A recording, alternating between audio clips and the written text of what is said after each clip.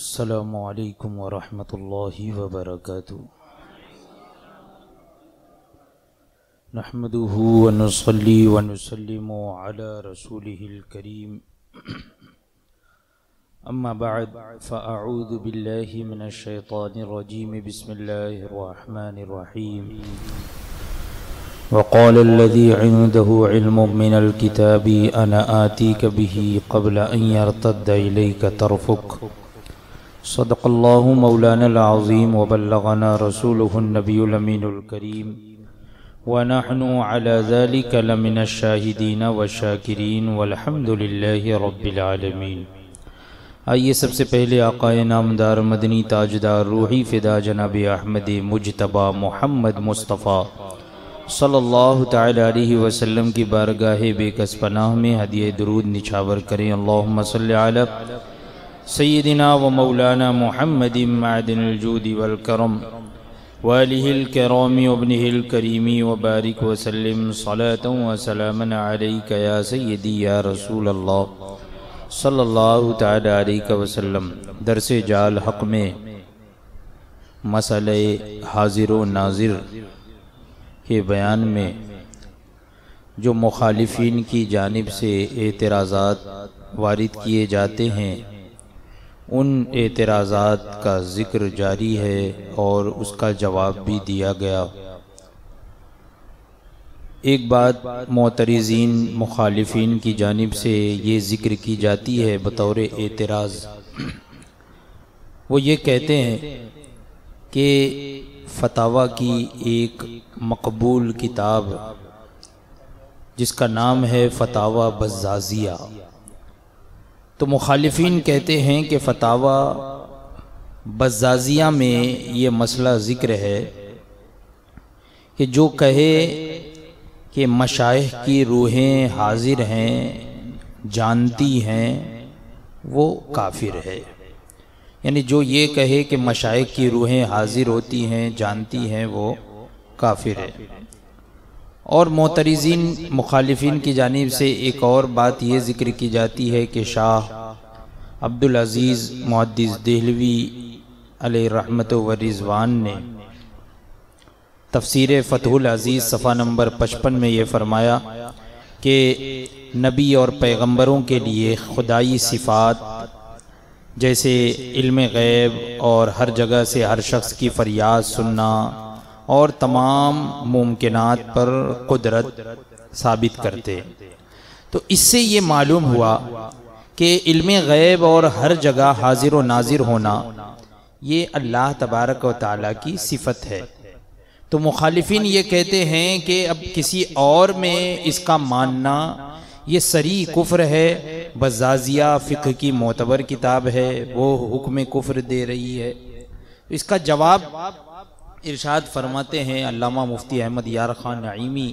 علیہ رحمت و رضوان کہ فتاوی بزازیہ کی جو عبارت آپ نے پیش کی ہے،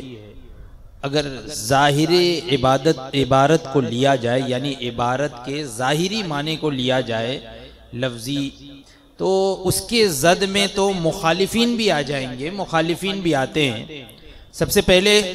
تو اس لیے کہ اس سے پہلے ابھی ذکر ہوا، فرماتے ہیں کہ ہم امداد السلوک جس کے مصنف مولوی رشید احمد ہیں ان کی عبارت پیش کر چکے ہیں، جس میں انہوں نے نہایت صفائی سے شیخ کی روح کو مریدین کے پاس حاضر جاننے کی تعلیم دی۔ رشید احمد گنگوہی نے اپنی کتاب میں جو ہے امداد السلوک اس میں یہ بات ذکر کی اور یہ تعلیم دی کہ شیخ کی روح کو جو مرید ہے وہ اپنے شیخ کی روح کو اپنے پاس حاضر جانے، حاضر سمجھے۔ اور دوسرے اس لیے کہ بزازیہ کی عبارت میں یہ تصریح نہیں ہے کہ کس جگہ روح مشائخ کو حاضر جانے، ہر جگہ یا بعض جگہ، یہ بات ذکر نہیں ہے، یعنی کہاں پر حاضر جانے۔ مشائخ کی روح کو حاضر جاننا یہ کفر ہے، یہ بات اگر ظاہر کو لیا جائے، اس کے ظاہری معنی کو، تو اس میں یہ ذکر نہیں ہے کہ کس جگہ حاضر جانے، یہ ذکر نہیں ہے، مطلق ہے۔ یہ ذکر نہیں ہے کہ کس جگہ مشائخ کی روح کو حاضر جانے، ہر جگہ یا بعض جگہ۔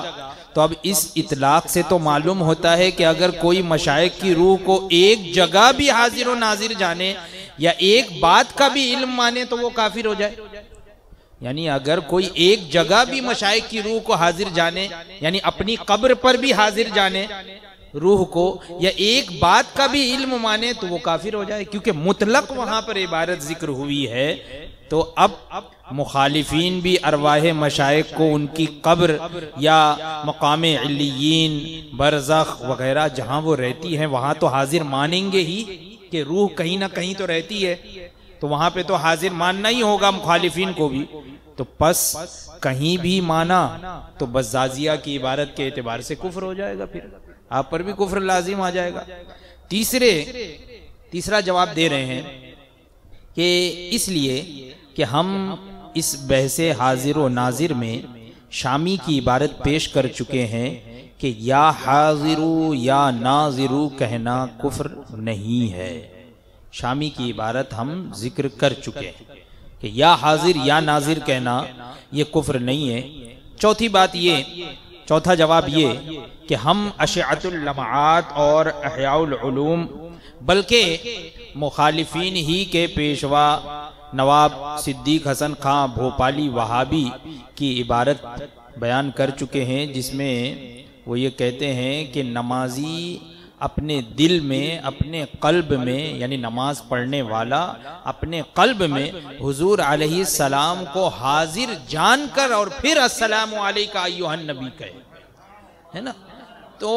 اب ان اکابر فقہا اور جو آپ کے اکابر ہیں ان پر بزازیہ کا فتویٰ جاری ہوگا یا نہیں، لہذا ماننا ہوگا کہ بزازیہ میں جس حاضر و ناظر ماننے کو کفر فرمایا جا رہا ہے وہ ہے جو صفت الہیہ ہے،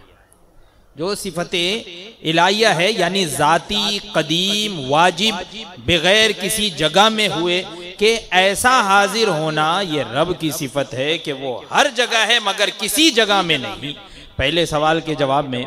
ہم فتاوی رشیدیہ جلد اول کتاب البدعات صفحہ نمبر 91 کی عبارت اور براہین قاطعہ صفحہ نمبر 23 کی عبارت یہ نقل کر چکے ہیں، جس سے یہ ثابت ہوا کہ مولوی رشید احمد اور خلیل احمد یہ بھی اس فتوے میں ہم سے متفق ہیں، یعنی یہی والا فتویٰ جو ہے اس پر ہم سے متفق ہیں، یعنی روح کہیں حاضر ہو یا سنے جانے۔ اور شاہ عبدالعزیز صاحب کی عبارت یہ تو بالکل واضح ہے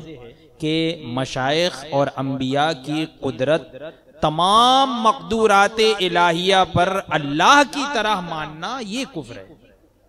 تمام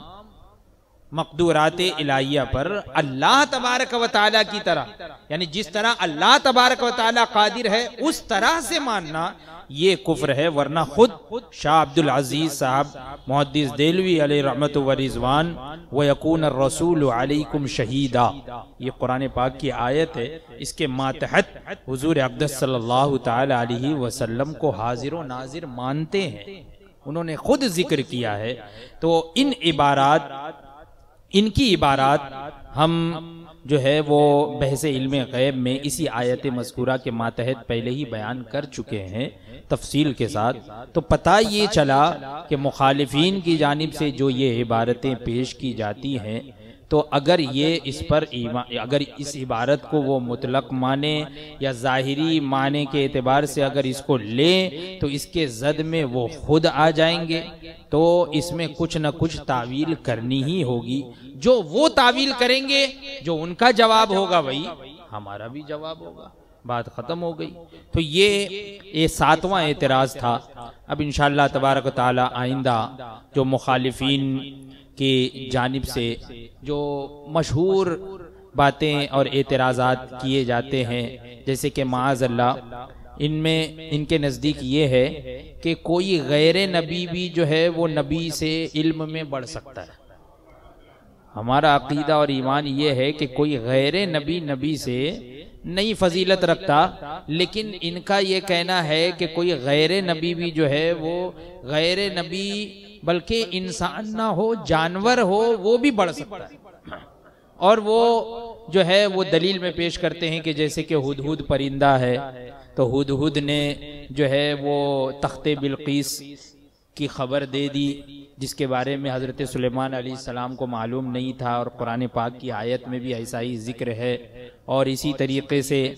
حضرت آصف ابن برقیہ جو کہ حضرت سلیمان علیہ السلام کے وزیر تھے، اللہ کے ولی تھے، انہوں نے یہ کہا کہ وہ تخت جو ہے میں آپ کے پلک جھپکنے سے پہلے آپ کی خدمت میں پیش کر دوں گا، لے آؤں گا۔ تو مخالفین کہتے ہیں کہ اس کا مطلب کہ حضرت سلیمان علیہ السلام میں یہ قدرت نہیں تھی اور ان میں یہ قدرت تھی، تو یہ ذاتی وہ جائز مانتے ہیں اس طریقے سے۔ تو انشاءاللہ تبارک و تعالی مخالفین کی جانب سے جو اس طرح کے اعتراضات ہیں، آئندہ کی مجلس میں جو ہے ان اعتراضات اور ان کا تشفی بخش جواب ذکر کیا جائے گا۔ اللہ تبارک و تعالی ہم تمام لوگوں کے عقیدے اور ایمان کی حفاظت فرمائے۔ وآخر دعوانا الحمدللہ رب العالمین۔ السلام علیکم۔